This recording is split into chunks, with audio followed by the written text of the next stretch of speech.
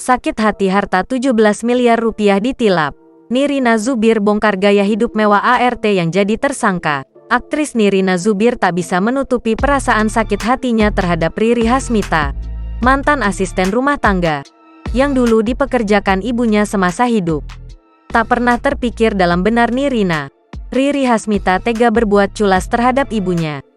Sebagaimana diketahui, mantan ART ibunda Nirina Zubir kini menjadi tersangka kasus penggelapan aset dan dana keluarga senilai 17 miliar rupiah. Sang ART menjadi komplotan mafia tanah yang menggelapkan 6 sertifikat senilai 17 miliar rupiah milik ibunda aktris Nirina Zubir.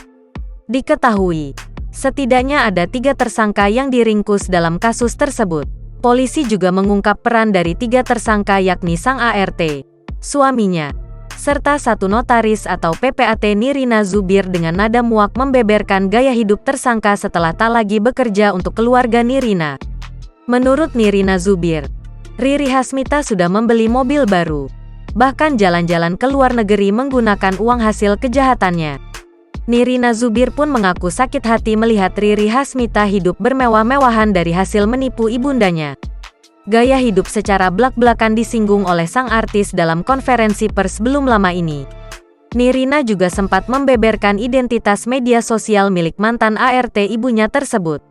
Lewat IG Story, Nirina yang jengkel mempersilakan publik untuk melihat sendiri bagaimana kehidupan Riri yang dibagikan di medsos.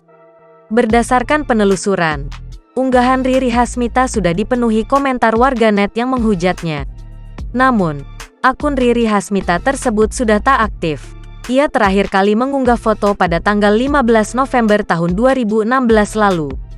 Dari 39 unggahannya, ada 1 foto keluarga Nirina Zubir yang diambil pada Juni tahun 2016.